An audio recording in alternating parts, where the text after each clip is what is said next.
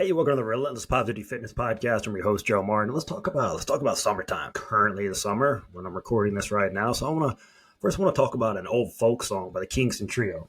I mean, if you are in your 20s and 30s, you have no idea, even if you're 40s. But this is an older group, and they had this song called Desert Pete. And it's about this thirsty traveler. He stumbles across this rusty pump in the middle of the desert and a bottle of water with a note that says, "Don't drink the water, use it to prime the pump." And what's this message mean? It says, don't go for the quick fix, especially if it causes long-term complications down the road. And I know it's tempting. We all want to do that, but I wish there was an easy button we could push. But there's not an easier way, but there's a better way. You want to use what you have to get something better and longer lasting. That's exactly how fitness should work, especially after you hit 40. You can try those extreme diets and punishing workouts and quick fix plans that leave you frustrated and burned out. Or you can start priming the pump with these small habits that are going to build strength, energy, and a body that feels better, not worse. So here's a few ways you could do that. First, move for 10 minutes. Walk, stretch, strength train, just get moving. Start with that today. Eat protein at each meal. It helps you feel full. It's going to support your metabolism, those type of things. Feed those muscles you're trying to build. Eat protein at each meal. The next one, drink water.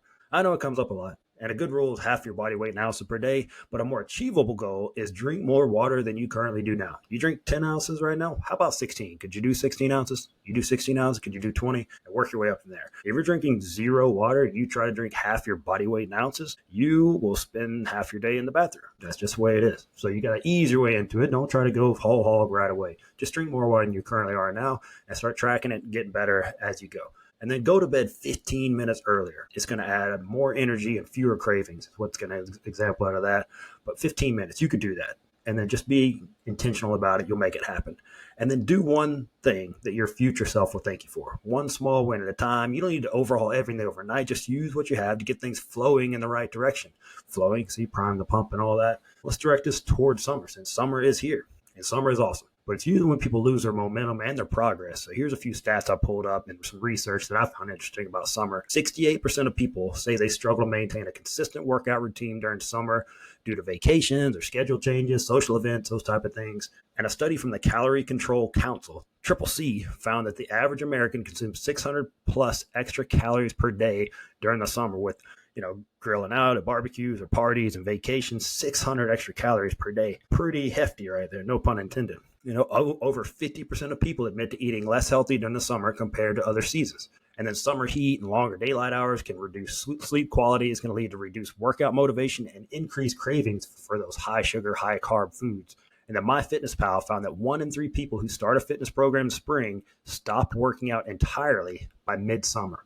That's a recipe for disaster. Eating more, sleeping less, working out less, not a good combo, right? And we want to enjoy summer and still be able to, still good results, get the momentum going. So let's talk about some things that I've seen, with my coaching. I've seen where there's some patterns. People get excited, they set these big goals, and then by July, they're exhausted, frustrated, or just done with it.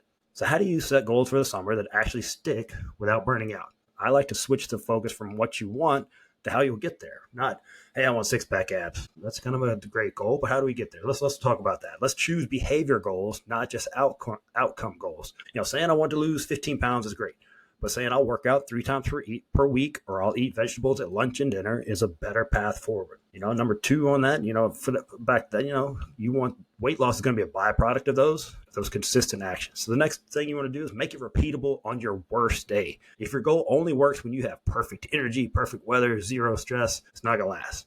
Ask yourself, can I do this on my worst day, not just my best? Will I keep showing up even when I don't feel like it? If you say yes, you're on the right track. If no, you might need to rework some things. And then the third one, I like to think about 2-week blocks, not 12-week marathons for the whole summer, because we tend to overestimate what we can do in a few weeks and underestimate what we can do in a few months. So set a small goal for the next 2 weeks. Test it, adjust it, repeat. That's how real change happens. You want to try this approach? If you need me to help you out, I'm always here. You can reach out to me and just let me know what you're trying to do this summer. I'd love to help any way I can.